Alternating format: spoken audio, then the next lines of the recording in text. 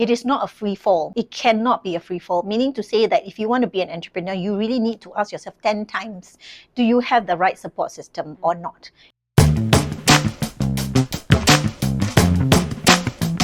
Hi everybody, welcome to today's interview, and today with me I have the very beautiful Rilla Melati Bahri. Thank you so much for coming, Rilla. Thank you for inviting me. We're so happy to have you and really excited to get into the interview.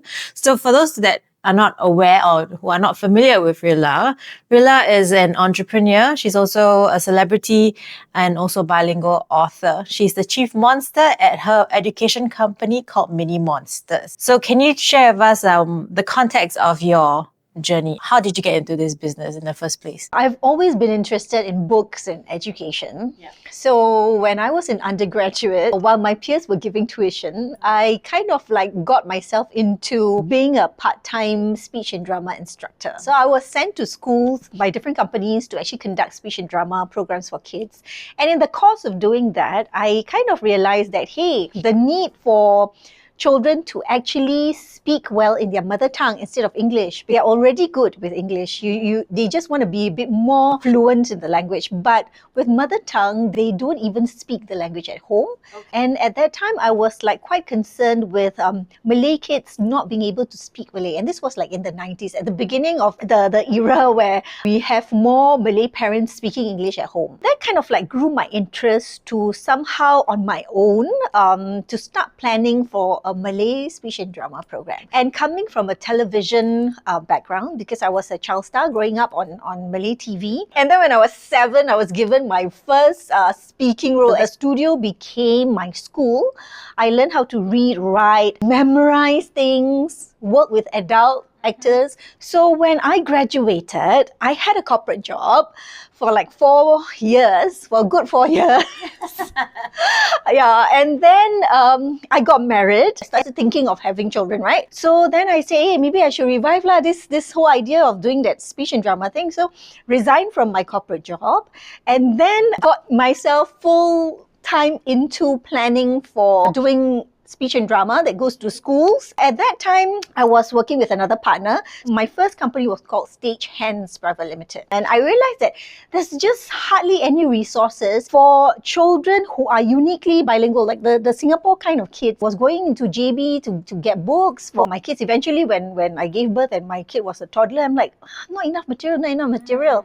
The materials that we had very much translated things. So I'm like, okay, we need original content. And I went to look into my father's work because my father was a Malay language teacher with the government for 44 years. Wow. And he wrote a couple of books and he published a couple of children's books, but the effort stopped when we grew up. So I said, hey, somebody needs to continue this now that I am a mother with my own kids. By then, Stage Hands was functioning for about maybe 4 or 5 years. And then when my kid was in primary 1, I closed Stage Hands because it didn't work out. I went into Mini Monsters. Yeah, when my kid was 7 years old, I started Mini Monsters with another friend who is Asia's entertainer, very well-known entertainer, Najib Ali. Najib came with production background. I have the writing side of me, the education side. So we decided to collaborate, and he had a production house called 2M. So he was doing the production, I was doing more the script writing and everything. So we collaborated in terms of producing children's shows and all that for the Malay television station. Mm-hmm. And that was how Mini Monsters grew, because Mini Monsters became a company under the care of 2M. As it grew, I had also to make a hard decision to part in 2015, I think, after a good 6-7 years, a different direction, because production business was going a different way with technology and then with internet happening, online TV and all that. So, and we wanted to do school still, servicing children, and our market was really very young kids. So in the end, had to part again. While everything else I had to adjust and I had to part, I got to go in, out. The business grew, and that became the strength. It just grew and it just got better. So having done this education bit for more than 12 years, so how would you describe this journey? And also how would you describe the person that you have had to become at different stages? Oh dear, good and bad. I mean, good is because you get to live your dream. You get to live your passion. I don't have to be someone else. I don't have to become something else. I don't have to exist as another persona. I am true to myself. myself. That's the biggest bonus of being an entrepreneur and of running this business. Be a corporate person by day and then indulge in my hobby on the weekends and at night be this author who writes part-time. I don't have to be that, I can exist being an entrepreneur who uses her talent in writing and in, fronting television and all this in one. I don't have to exist as another persona. The setback is, of course, money. Money, because I had the option of staying in the corporate sector. A full-fledged graduate, honors graduate, then only use your certificate for 4 years. I appreciate this freedom that the business gave me and the fact that I could contribute way, way more here in this area than I would have perhaps being a corporate person. Yeah, of course, it comes with its own set of sacrifices, but at the end of the day, I think I did the right thing. So what would you say are your proudest achievements? Putting Malay books, picture books for children with local content. I think that's my biggest achievement because I take it as a personal challenge to actually publish a new book every year. And I have done that. So far, I think I've published 25 books. Wow. Yeah, so far, including the 2 reader series. Okay. Yeah, so that's 25, 26 books. Yeah, I'm coming out with a new one next year as well. Awesome. Yeah, so that's my personal goal, to publish a new book and put it out there for children every year of my life. Then how do you balance that, the actual writing between that and also actually working on the business? Difficult, because when you're thinking about the business, right, the creative brain cannot function. Voice, all the come out different. No. Yeah, because the writing, you really need to be in children's world. You really have to go 100% headlong into thinking and like a child, what they really like. So that process cannot be interrupted. So what do you feel are the notable milestones, in this 20 odd years that you have done? The ability to come back after every setback. In 2003, the first setback was SARS. Back then I had Stagehands, right, my first company, and then we actually opened a children's enrichment center called EP12 at Jalan Kelapa in Kampung Glam area. And after getting everything all done, nicely renovated, SARS happened. So can you imagine me in a completely new setup with everything, and no business? And that was the first time Singapore was faced with such a pandemic, Nobody knew what to do. So all classes had to be put on hold. I was literally in that whole center by myself with my partner back then, and I was just dumbfounded, just speechless. And really at that point in time was one of the lowest point in my life actually. Because you just suddenly feel that, hey, what's ahead, man? I've given all. That was so scary. And I just have to tell myself, well, it's not the end of the road. This is not the end of it all. I still have to wake up tomorrow and face the day. Let's take it one step at a time. Breathe in, and then just chong. That was literally having to cut back on so many things, really luxuries, holiday. So that was the first setback. After that, I think 5-6 years after that, I had to make another painful decision of parting. Yeah, because this site grew and it grew differently and was getting so hard to merge together with the production. And so that's the second setback. So after the experience parting with Do.am, right, I realized that, hey, I have to sail the boat on my own. Because then that was the first time where I really am an entrepreneur. I was like trying to escape from it for the longest time. When people interview me back then, I will always say, oh, I'm a teacher, I'm an educator. I don't think about children, what they're supposed to learn. I never quite fully embraced the role of an entrepreneur. It was only after that second parting with Do.am in that business journey that I finally found the courage to say, I am an entrepreneur because I'm doing this on my own now.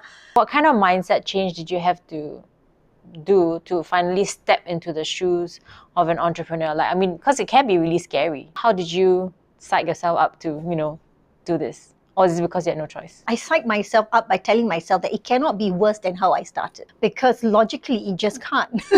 With all this experience, it cannot be ground zero. It cannot be how I started out back then. The will only go up. It cannot go back down. Regardless of what happens ahead. That was how I psyched myself up. Because previously when I only knew how to do business one way, which was to service schools, now it has expanded into book publication, cross media, blah, blah, blah, right?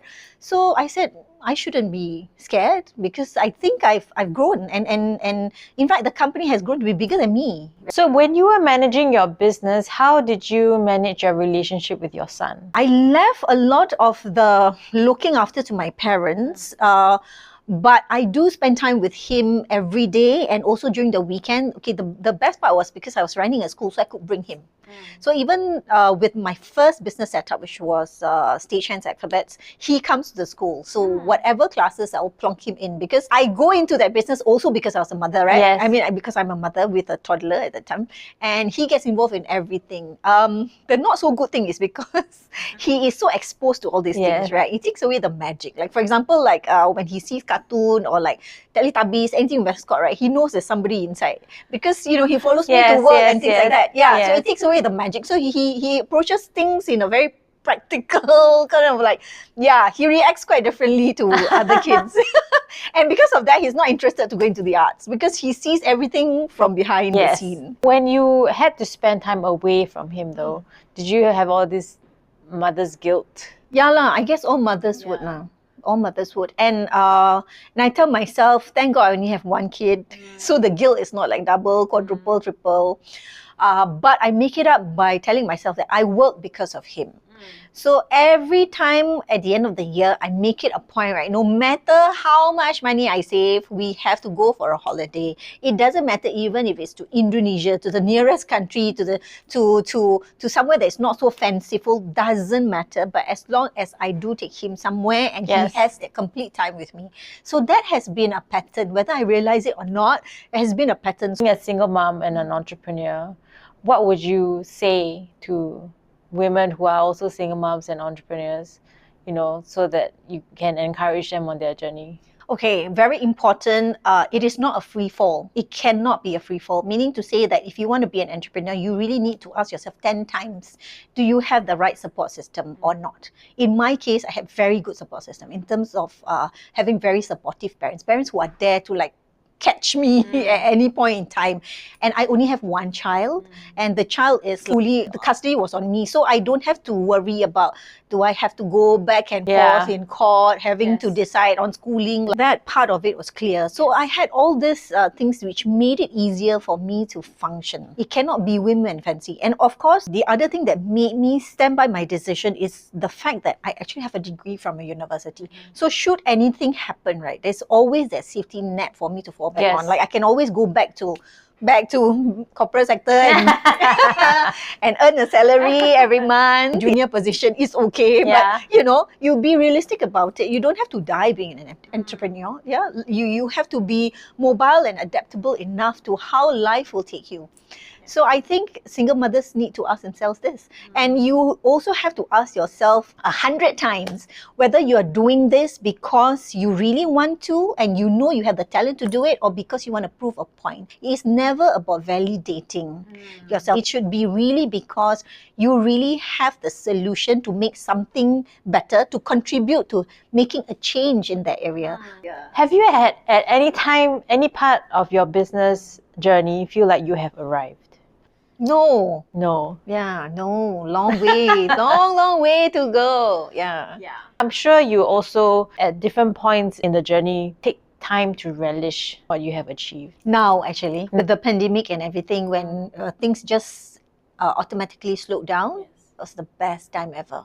I think the situation did me good, COVID actually did me good because I really had to force myself to slow down and then go into like almost a semi-retirement mode, balancing, growing a garden. Growing your vegetables. Growing my vegetable. Coming farmer Rilla. Yes, and then like equating, sustainability in terms of like growing your own food, and then sustainability in business, like correlating all the plant philosophy, mental health, very good, that one, yes. So the last 2 years has been very good, where I had to purposefully slow down and taking things as it is, because no point projecting so far ahead, and situation warrants you to adapt immediately. Is there anything else you want to share with us? I think it is also about not being fearful to fall into the Singapore stereotypical success definition of success.